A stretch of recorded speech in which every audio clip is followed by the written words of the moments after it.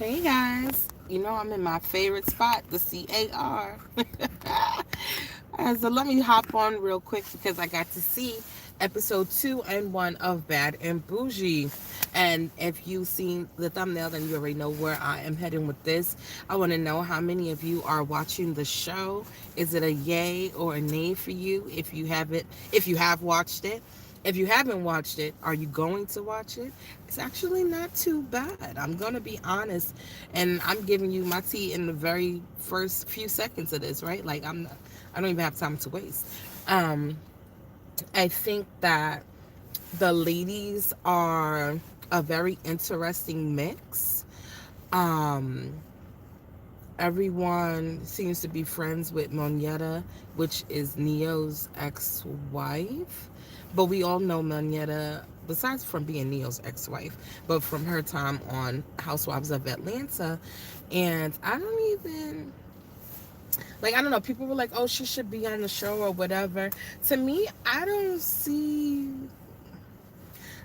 why. I don't have nothing against her. I think she's a great girl, and I do think she's doing some awesome stuff, right? Because has an orphanage in Africa and stuff like that. And I just feel like, I don't know, maybe Bravo didn't give her justice or due shine to kind of explore with being around Candy. And now if Candy's not on the show, then what we doing? But anyway, for Carlos King to be a part of this, I like it. It's a different feel, definitely from Love and Marriage Huntsville, which got stays with all the old just messiness, and not even just on the show. Their messiness is outside of the show, right? As well as Bell Collective, which I caught up on today because I'm like, I didn't even remember that they were back on and then off and so forth. And I'll do another video about that because I have some commentary about Miss Murray. But anyway, back to Bad and Bougie. It's on the We Network. I do think that people should test it out, see if it's something that you would like to watch. They do have Malaysia Pargo on there from Basketball Wives. We know her from being out in the LA, one with Jackie Christie and, her best friend Brandy and all that other type of stuff. And while her interview with Carlos makes you think she's the front runner, she's not in these first 2 episodes. It's really a woman named Gaucher, who I just like. And at first I thought I liked her because her last name is the same name as my family's last name. I ain't gonna give it to y'all. Y'all have to do work. And so a lot of times when I meet people with that last name, we're often very related. Our family is very huge, and was a part of the South. So, Gaucher, you may be a cousin girl. I don't know. Have to do family research, see if you on the tree. But I love the fact that in her telling her story, we learn that she has these restaurants and she even has a food truck. We know that she had some turbulence in the relationship between her and her children, and that she did a little time because she used to be selling in the street. I'll put it that way because I don't know what is a go or negative for YouTube anymore. And I feel like she's very real and authentic. Like, a lot of the times in some of these reality TV shows, people seem kind of fake. Gaucher doesn't give me that, which is, I think, what makes me more interested in watching this show. And then she had no problem going for Usher's ex-wife, Tamika Raymond, who seems like she's a bug out, right? And she brought all the heat to Gaucher's friend Crystal, who also is a baby mama of Neo's. And so the girls were kind of just getting the record straight. Like, look, we're all friends with Moneta. Our loyalty kind of lies there. We're gonna give you a try for this girl group. I mean, Malaysia kept it 100 with her. Like, I ain't trying to judge you based off of that. I'm trying to get to know you. But Crystal was already on the defense because she already knew everybody was friends with Moneta. But when it came to Tamika, she needed to be on defense because Tamika came out of there heavy hitting. I mean, she came through like a little rocket launcher. Just, well, I'm friends with Moneta. Like, whoa, whoa, whoa, slow down, baby. Have a drink. Do something. Okay? Although some of that energy she probably should have gave to the lady Princess, because Princess was getting on her nerves talking about her medical issues and stuff. And yeah, I don't know. I was sympathizing until she seemed a little more like, woe is me, woe is me, woe is me, look at me, woe is me.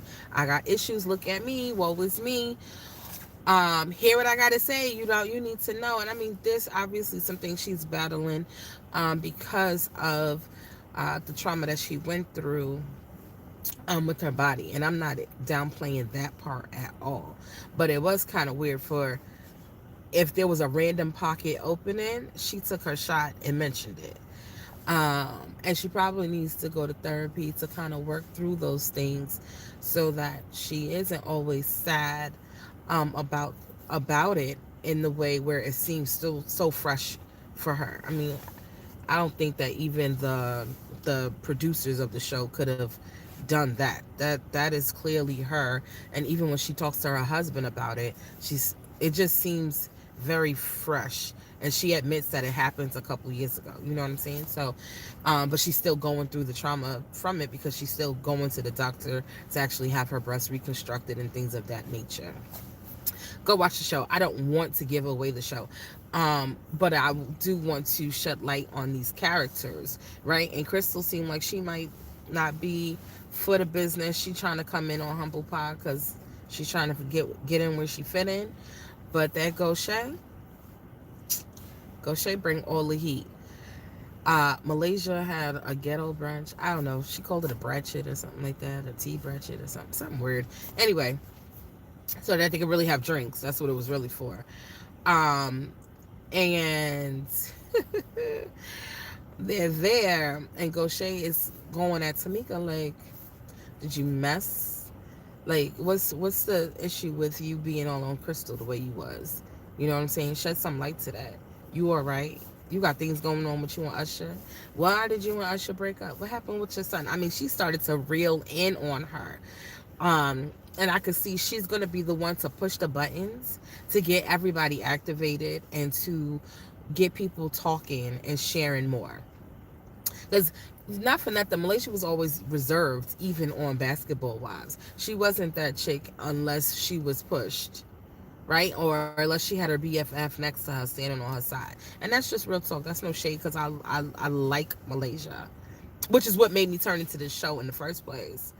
That and the fact to see, well, let me see what Carlos is going to bring um, into this show, right? That could be different from Bell Collective and Love and Marriage. And so I like it. I actually feel like this might be the real one that's better than the rest. Mm, I don't know. I don't know if it's because if it's Atlanta. Mm, shows that come out of ATL, they seem to do a little better. I don't know why. I don't know why, but it is what it is. Um, but it's interesting, and I think we'll get to see Malaysia from a different standpoint, um, with her and her kids eventually. You know what I mean? But I'm gonna say a lot of the show was about Gaucher, her businesses, her family, her connections, her events. With Malaysia had the ghetto brunch or whatever they want to call it, or ghetto tea party, but it was alright. So I just want to know, what do you guys think? Are you tuning in? What do you think is going to happen? What's going to be the play out? Will Crystal and Tamika make it work? I got questions. I'm excited to see how this show um, continues on. Right? So that's it for me for now. Everybody have a good night. See you in the next video.